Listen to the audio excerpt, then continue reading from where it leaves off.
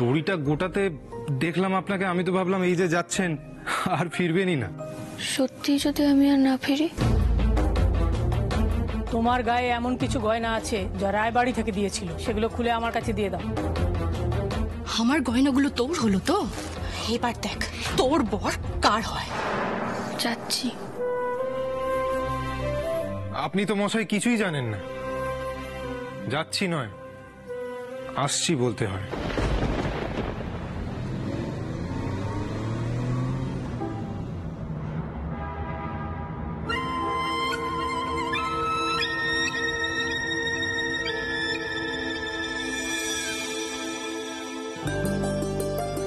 রোশনি, তোর আইডিয়াটা কিন্তু দারুণ, বুঝলি?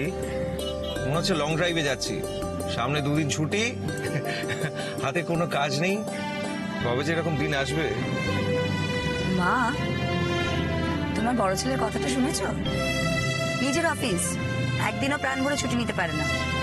উনি নাকি 2 দিন ছুটি নিয়ে লং ড্রাইভে যাবেন। কেন বলো বলো তো এইসব কথা?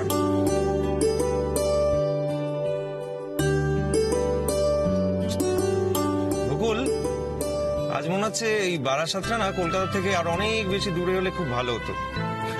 অনেকটা সময় ধরে যাওয়া যেত। এই আফসোসটাই আজ বকুলের হচ্ছে রে দাদা ভাই। পুরো বাড়িটা যদি একটু দূরে হতো, বেচারি একটু হাতে সময় পেত। কি বলো বকুল? মানে হঠাৎ এই কথাটা বলছো কেন? মানে হাতে সময় থাকলে কি হতো? এই যে গাড়ি করে ঘুরতে যাওয়া। বেচারি বিয়ের আগে তো কখনো এটা করতে পারেনি, আদৌ কখনো সময় পাবে কিনা। কি যে বলিস না, বড্ড অকারণ কথা বলিস তুই। দেখেছো তো, ভালো বললেও খারাপ।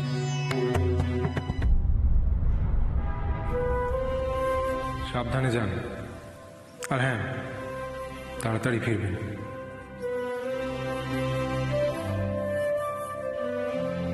আমি তো কারোর থেকে কিচ্ছু লুকোতে চাই না, আর এসব আমার ভালোও লাগে না। শুধুমাত্র মা ঠাম্মির কথা ভেবে আর ওনার চোখের দিকে তাকিয়ে আমি এখনো চুপ করে আছি। ঠাকুর, আমার দিদির ব্যাপারে সব সংশয় তুমি মিটিয়ে দাও ঠাকুর।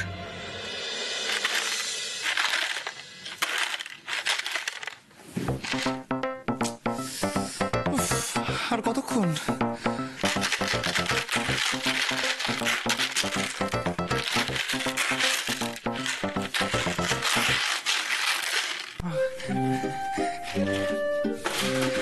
ঠাম্মা, আর অনেকক্ষণ লাগবে নাকি? না, এই তো বর্ষা আসছে, তুমি এই আসনটাতে গিয়ে বসো, চলো। হ্যাঁ, আসুন।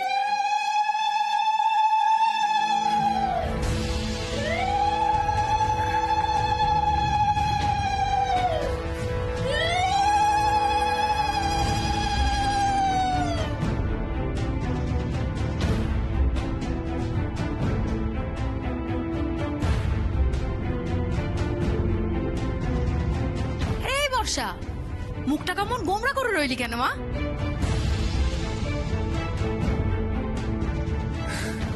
ওই যে যেই বললাম আমাকে 2 দিনের মধ্যে কানপুর চলে যেতে হবে, অমনি আপনাদের মেয়ের মুখটা গোমরা হয়ে গেল। 2 দিনের মধ্যে? হ্যাঁ মা, আসলে হোলির পরেই তো জয়েন করা, আর ভাবুন না এই যে আর কতটুকুনি বা নিজের বাড়িতে থাকবো। তার জন্য বলছিলাম ঠাম্মা যে একটু তাড়াতাড়ি করুন না প্লিজ। টুম্পা, যাও তো বরণ ডালাটা নিয়ে এসো। হ্যাঁ যাই।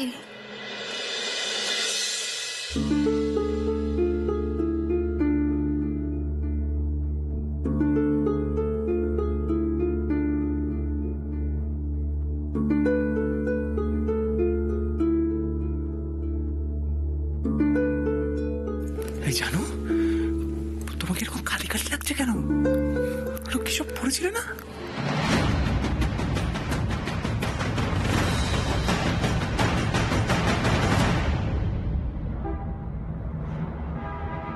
পৌঁছতে আর কতক্ষণ লাগবে গো বকুল? তো এসে গেছি প্রায়।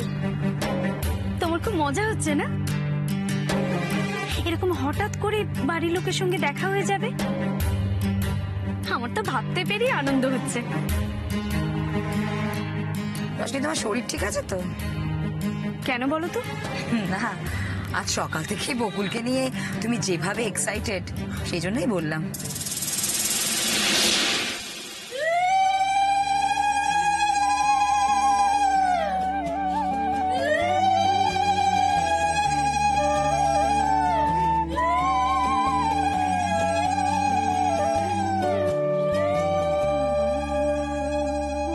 আমার দিদির বিয়ে হবে, ধুমধাম করে হবে, ঠিক আছে?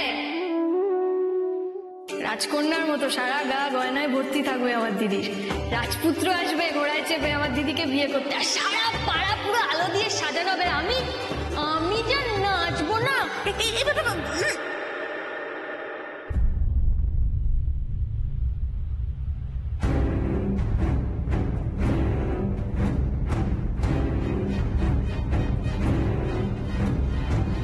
তোমার গায়ে এমন কিছু গয়না আছে যা রায়বাড়ি থেকে দিয়েছিল, সেগুলো খুলে আমার কাছে দিয়ে দাও। তোমাকে জোর করতে বাধ্য করো না আমাকে।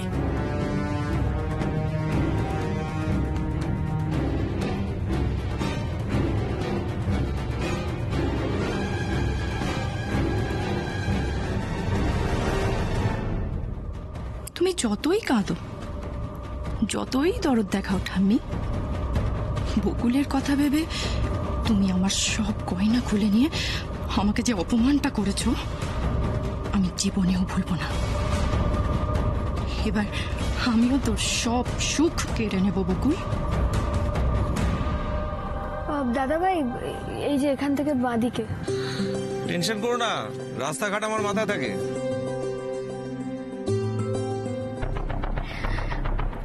তোমার খুব টেনশন হচ্ছে না বকুল? মুখটা কিরকম শুকনো শুকনো লাগছে।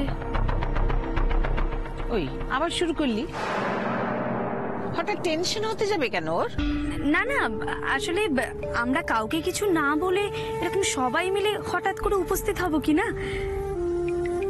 বকুলের মা ঠাম্মি কি ভাববেন, তাই না বকুল?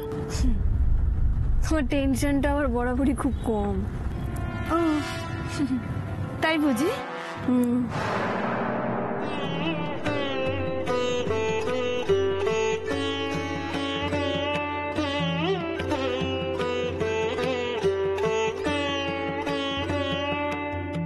টুম্পা,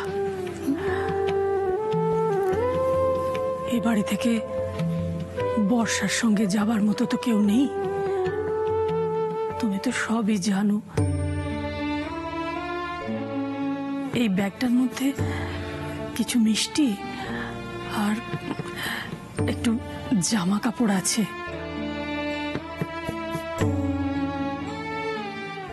আর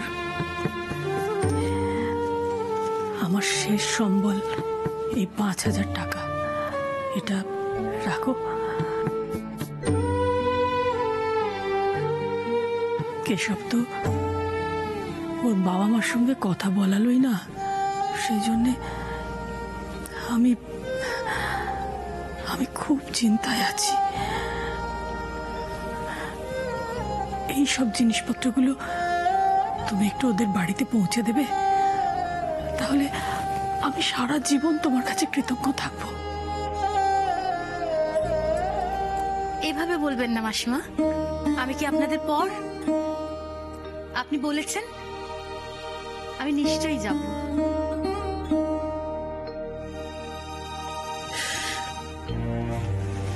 সুখী হোস মা,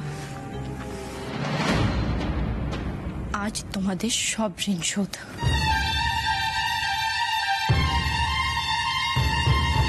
এসব কি বলছিস বর্ষা? কেন? আমি তো তোমাদের কাছে বোঝা হয়েছিলাম, তাই তো আজ এভাবে আমাকে ঘাট থেকে নামিয়ে দিলে।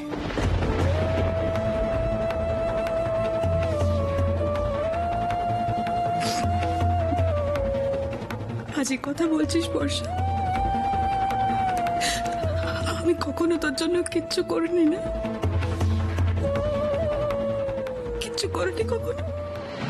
তোমাদের এই কুমিরের কান্নায় আমি আর ভুলছি না। তোমার ছোট মেয়ের ব্যবস্থা তো আমি করেই দিয়েছি, ওই চিঠিই হবে বকুলের কাল।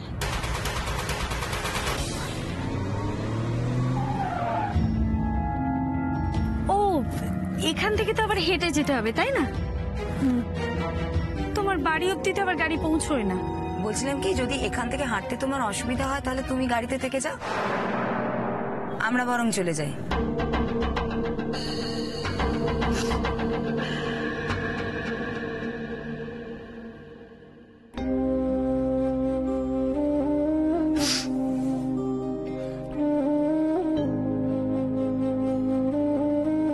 থাক থাক বাবা, থাক। আমার মেয়েটাকে দেখো বাবা, খুব আদরে মানুষ তো, খুব জেদি আর রাগী। একটু মানিয়ে গুছিয়ে নিও কেমন?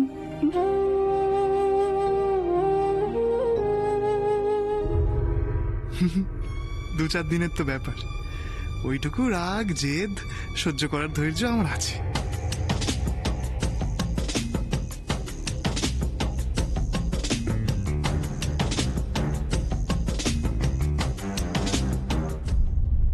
টুম্পা,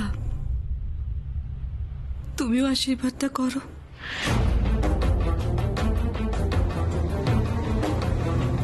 মা এসো। দেখে দেখে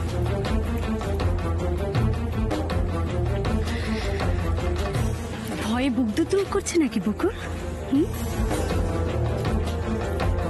আচ্ছা ভাবো, দরজাটা যদি বর্ষা খোলে কেমন হবে?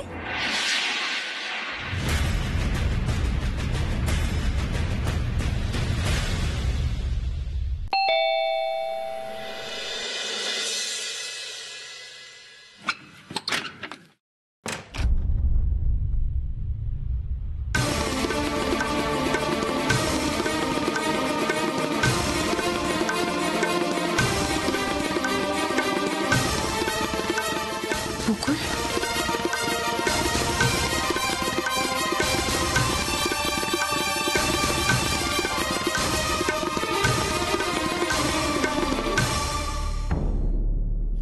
কি ব্যাপার হঠাৎ এই সময়? সব ঠিক আছে তো? কেমন চমকে দিলাম মাসিমা। এমা, আমি তো ভাবলাম আমাদের দেখে আপনি খুশি হবেন, শুধু নিজের মেয়েকে দেখে খুশি হলেন? এইভাবে এসে হঠাৎ অসুবিধায় ফেলে দিলাম নাকি? এ বাবা, না না না, এ কি বলছেন? চিচি, আপনারা দাঁড়িয়ে কেন? ভেতরে আসুন না, আসুন আসুন। মা, ও মা, মা দেখুন কারা এসছে।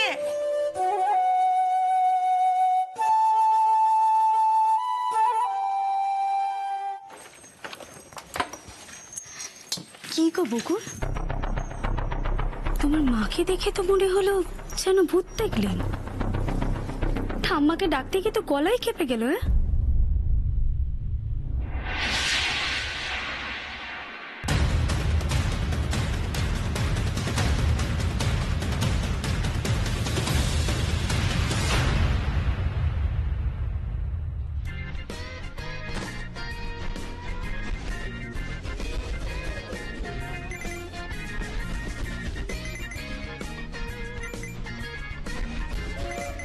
রাবু, মোবাইলটা দে তো একবার। ডিস্টার্ব করো না মামাই, পয়েন্ট লুজ হয়ে যাবে। আরে দেখতে তো দে, কারোর ফোন এলো কিনা। টেনশন নিলে কেন, ওস্তাদের ফোন এলে তোমাকে দিয়ে দেবো।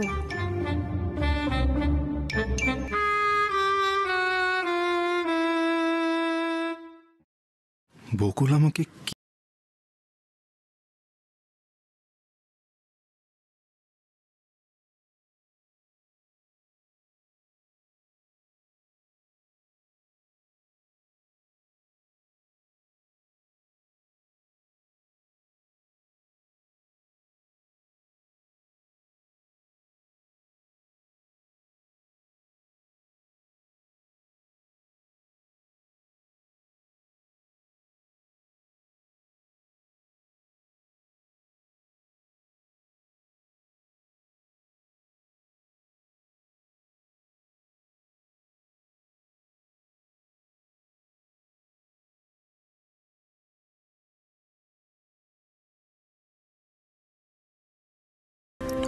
চিন্তা হচ্ছে?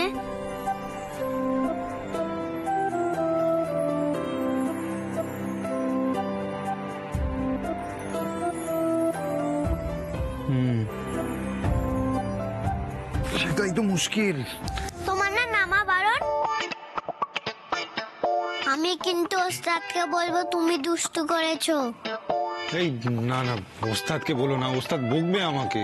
ঠিক আছে, বলবো না। তোমাকে কিছু চাই মামাই?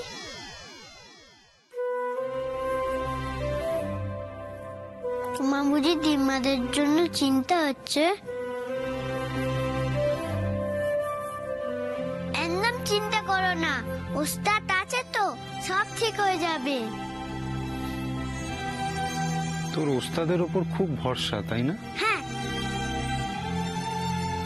কি ডাব্বু বাবু, ওইদিকে এসো তো। মামাই সব কথা শুনে চলছে তোমার? মামাই তো দুষ্টু করছিল, আমি খাট থেকে নামতে দিইনি। বললে মামালে খুব ভালো করেছো। শোনা ছেলে, মামাইটা খুব দুষ্টু। কে কথা শুনছিলি না কেন তুই? চটপট ওষুধটা খেয়ে আমাকে উদ্ধার করো তো। ধর ধর, এ বাবা।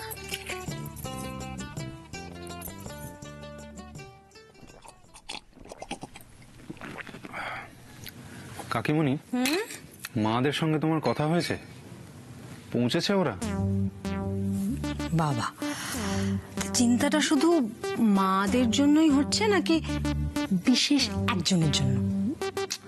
আর কি নয় কাকিমণি, এত রাত, অনেকটা পথ। ওরা ওরা এইভাবে গেছে, হুট করে গেছে। আবার শুধু দাদাভাই আছে তাদের সঙ্গে।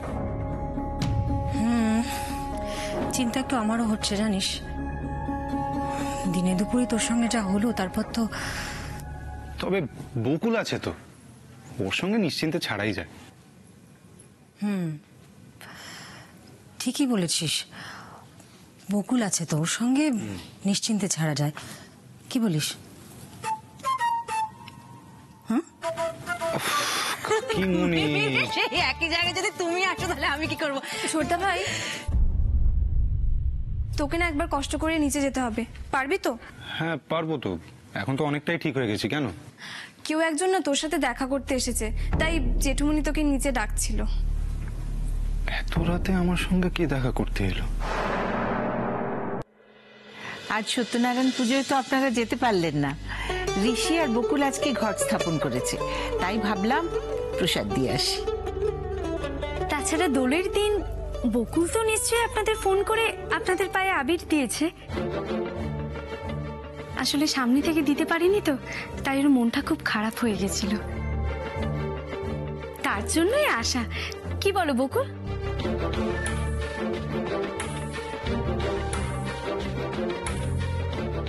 শুধু তাই নাকি বর্ষার খবর পেয়ে ওরা এসেছে? কিন্তু আমার মনে হচ্ছে যে আমরা হঠাৎ করে এভাবে চলে এসে আপনাদের বোধহয় খুব বিপদে ফেলে দিলাম, তাই না? না না, বিপদ কেন? এসেছো তো কুটুম বাড়িতে, এখানে এসে কি কেউ কিন্তু কিন্তু করে? আসলে আগে থেকে জানা থাকলে আমরাও একটু ব্যবস্থা করে রাখতাম, এই আর কি।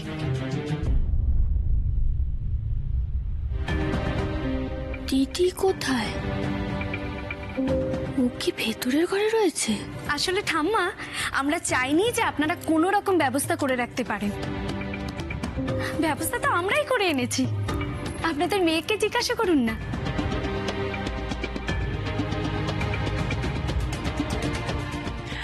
না না, তাই কি কখনো হয়? আসলে কি জানেন বেয়ান, আগে যখন বকুল ছিল তখন আমাদের কিছু চিন্তাই করতে হতো না, ওই সব ব্যবস্থা করে দিত। এখন তো আমরা বাড়িতে শুধু দুজন। কেন, এই বাড়িতে আপনারা ছাড়া আর কেউ নেই?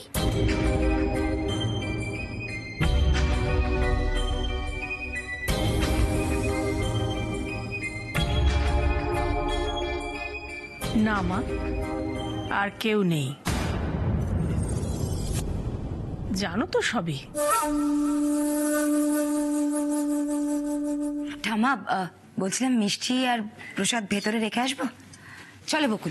বৌদি বৌদি দাঁড়া দাঁড়া, তুমি বসো বুঝলে, আমি যাচ্ছি বকুলের সঙ্গে। এক মুহূর্তের জন্য আমি তোমাকে চোখের আড়ালতে দেব না বকুল। বাহ, তুই যাবি কি রে? তুই জানেন ঠাম্মা, বাড়িতে এক গ্লাস জলও না নিজে গড়িয়ে খায় না। আহা দাদা ভাই, আজ না হয় এখানকার জল আমি গড়িয়ে দিলাম, তারপর দেখা যাক সেই জল কত দূর গড়ায়।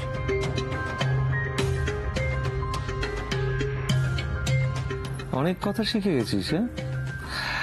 ভালো ভালো। না গো, আসলে এ বাড়িতে তো কোনো কাজের লোক নেই, তাই ভাবলাম।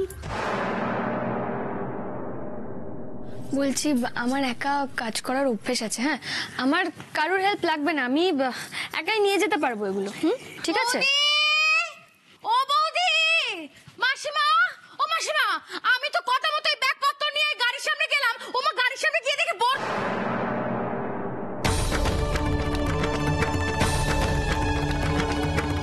বকুল,